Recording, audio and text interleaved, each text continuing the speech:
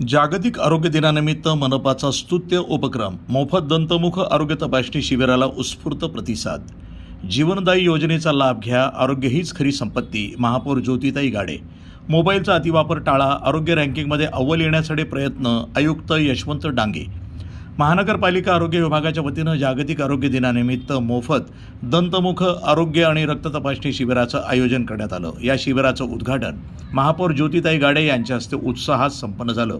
शहरातील नागरिक, आशा सेविका, विद्यार्थी आणि महापालिका कर्मचारी यांनी मोठ्या संख्येनं सहभागी होत या उपक्रमाला उत्स्फूर्त प्रतिसाद दिला। महापौर ज्योतिताई गाडे आपल्या मनोगतामध्ये म्हणाल्या की महानगरपालिकेच्या माध्यमातून जीवनदायी योजनेअंतर्गत नागरिकांना विविध आरोग्य सुविधा उपलब्ध करून देण्यात येत आहेत। नगरकरांनी या योजनांचा जास्तीत जास्त लाभ घ्यावा।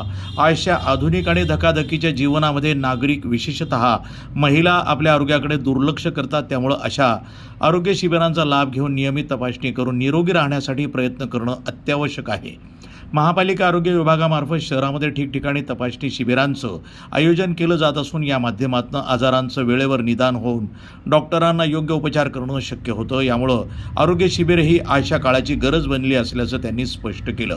तसंच नागरिकांनी केमिकलयुक्त अन्न टाळून नैसर्गिक आणि संतुलित आहार घ्यावा असं आवाहनही त्यांनी केलं।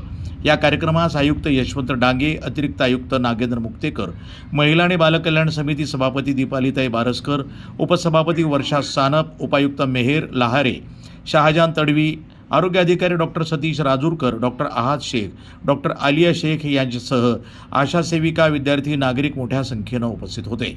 आरोग्य अधिकारी डॉक्टर सतीश राजूरकर यांनी सांगितलं की जागतिक आरोग्य दिनानिमित्त आयोजित या शिबिरामध्ये आशा सेविका, विद्यार्थी आणि महापालिका कर्मचाऱ्यांची दंतमुख तपासणी करण्यात आली। यामध्ये दात, हिरड्या, जिभेचा आजार, एक्स-रे, लॅब तपासणी तसंच हिमोग्लोबिन, HB तपासणी अशा विविध सुविधा उपलब्ध करून देण्यात आल्या। दैनंदिन जीवनामध्ये दातांचे आरोग्य चांगलं राखणं अत्यंत आवश्यक असून त्यासाठी नागरिकांनी नियमित काळजी घेणं गरजेचं आहे। या संदर्भात नागरिकांमध्ये व्यापक जनजागृती करण्यात येत असल्याचं त्यांनी नमूद केलं। तसंच राज्यातील आरोग्य रँकिंगमध्ये आघाडीवर येण्यासाठी मनपा आरोग्य विभाग सातत्यानं प्रयत्न करत असल्याचंही त्यांनी सांगितलं।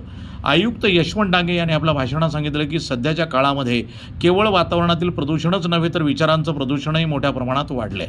मोबाईलच्या अतिवापरामुळे लहान मुलांपासून ते ज्येष्ठापर्यंत सर्वांच्या आरोग्यावर विपरीत परिणाम होत आहे। नागरिकांनी मोबाईलचा मर्यादित वापर करणं गरजेचं आहे।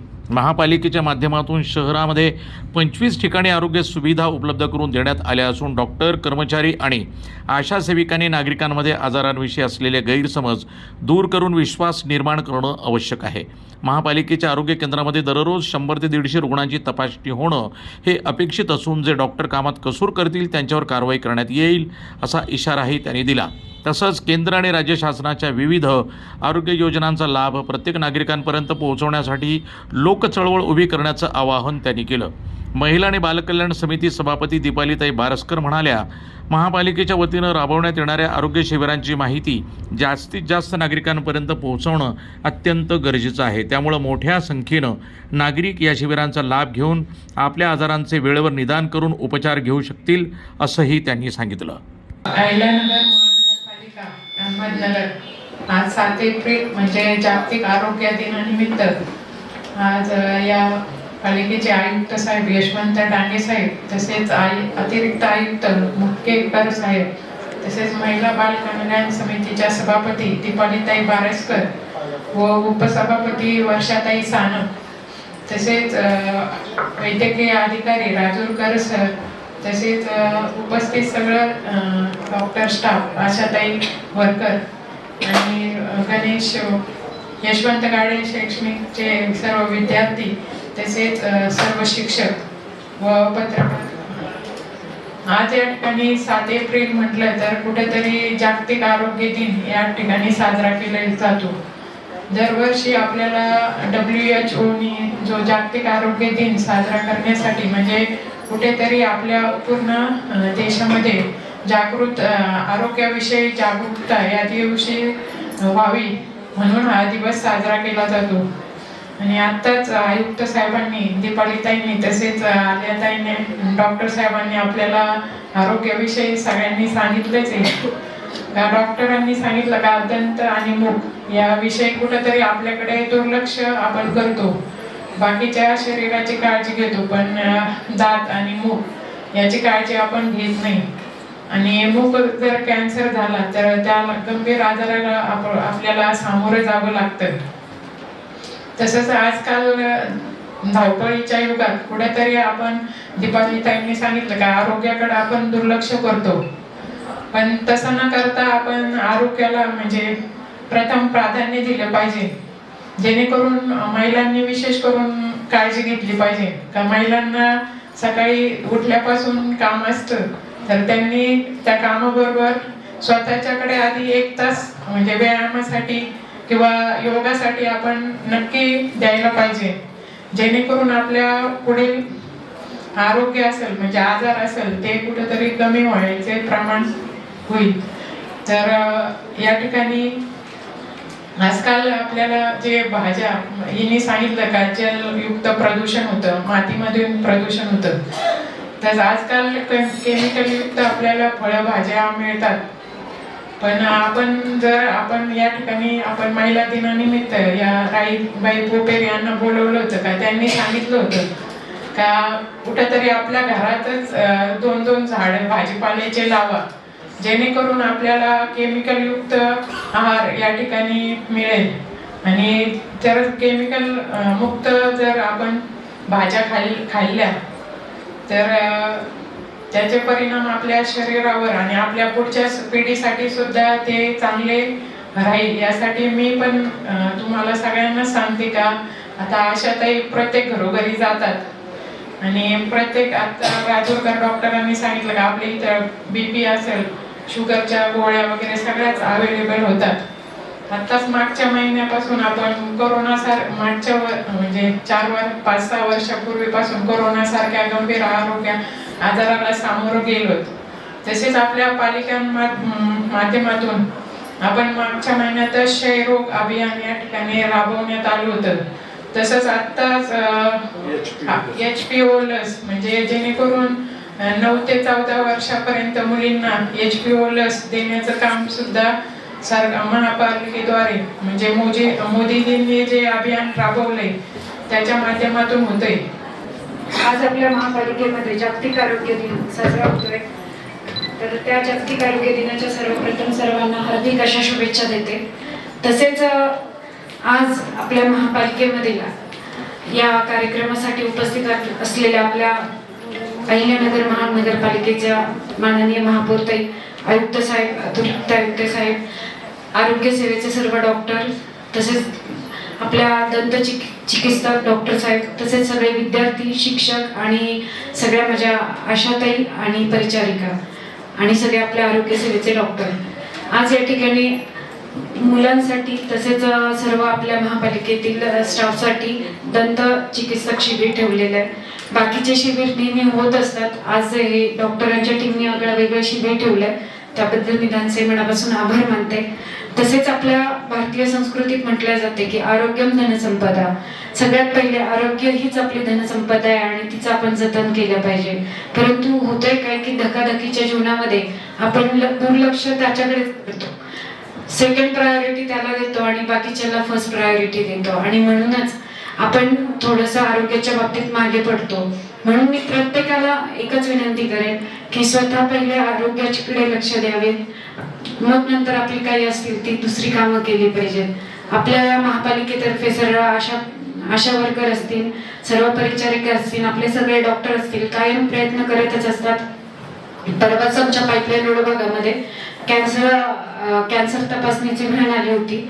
पण एकच विनंती करेल सगळ्या आरोग्य सेवेमधील डॉक्टरांना की जेव्हा कुठली ऍक्टिव्हिटी आपल्या भागामध्ये होत असेल तर तिथल्या नगरसेवकांना किंवा लवकर कळवण्यात यावे, की जेणेकरून असं बऱ्याच वेळा होतं की आरोग्य सेवेचा काही कार्यक्रम असेल तर नागरिक न येता आपला आशा वर्कर, आपल्या परिचारिकाच त्यासाठी उपस्थित असतात. जर लवकर प्रभागामध्ये किंवा त्या प्रभागामध्ये अगदीच कल्पना दिल्या गेली की आरोग्य सेवेची अशी काही कुठली तरी ऍक्टिव्हिटी आपल्या भागामध्ये होतीये तर नागरिकांना त्या कार्यक्रमासाठी बोलवता येईल. म्हणजे तिथे फक्त पाहुणे म्हणून आपल्या परिचारिका किंवा आशा वर्करच अवेलेबल असतात, तर नागरिकही उपस्थित राहतील की जेणेकरून अवेअरनेस वाढेल आणि त्या नागरिकांना त्याचा फायदा होईल. तसेच वेळोवेळी आरोग्य सेवेचे प्रत्येक वेगवेगळ्या ऍक्टिव्हिटी आपल्या भागामध्ये होत असतात, तर त्याबद्दलही मी सगळ्या आरोग्य सेवेचे सगळ्यांचे मनापासून आभार मानते. सन्माननीय महिला बाल कल्याण समितीच्या सभापती, उपसभापती, महापालिकेचे अतिरिक्त आयुक्त MOH, यशवंत गाडे महाविद्यालयाचे सर्व विद्यार्थी, त्याचबरोबर या ठिकाणी उपस्थित असणाऱ्या सर्व आशा वर्कर यांना सर्वांना मी जागतिक आरोग्य दिनाच्या शुभेच्छा देतो. आता त्या कन्येनं अतिशय चांगलं भाषण केलं. तिने प्रदूषणाबद्दल सांगितलं. हवेचं प्रदूषण होतंय, पाण्याचं होतंय, जमिनीचं होतंय आणि त्याचे कसे वाईट परिणाम आहेत ते सांगितलं. परंतु यात सगळ्यात महत्वाचं म्हणजे सध्याचा नवीन प्रकारचं एक प्रदूषण आहे, ते म्हणजे विचारांचं प्रदूषण, ज्याला आपण थॉट पोल्युशन म्हणतो.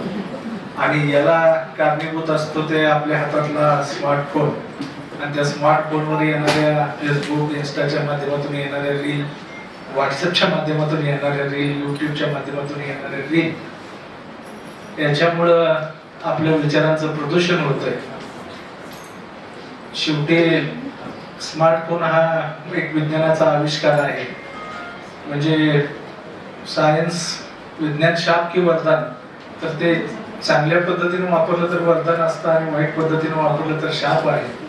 आपला बहुतांश वेळ आज या रील पाहण्यात जातो. त्यामुळं आजच्या जागतिक आरोग्य दिनानिमित्त बाबा दिवसातल्या 24 तासातले कमीत कमी आज 3 तास मोबाईल वापरते, तर मी इथून पुढे 2 तास वापरेन, तिथून पुढे 1 तास वापरेन. अशा पद्धतीने आपण एक निश्चय केला पाहिजे. आपल्या आरोग्य विभागाचं जे कामकाज आहे त्याच्यामध्ये आपण मागील वर्षी डेंग्यू मुक्त अभियान राबवलं. दरवर्षी या शहरामध्ये 80 ते 90 इतके पेशंट असायचे डेंग्यूचे, तर त्याची संख्या कमी झाली, 20च्या आत ती संख्या आली. तुम्ही सर्वांनी अतिशय चांगलं काम केलं. त्याचबरोबर आता शासनानं HPV लसीकरणाची मोहीम हाती घेतलेली आहे, पण त्याला आपल्याकडून किंवा नागरिकांकडून कमी प्रतिसाद मिळतो. प्रतिसाद वाढवण्यासाठी काय केलं पाहिजे, जरा याचा आपण अभ्यास करा, घरोघरी भेटी द्या, प्रचार प्रसार करण्याची गरज आहे, लोकांमध्ये गैरसमज दूर करण्याची गरज आहे.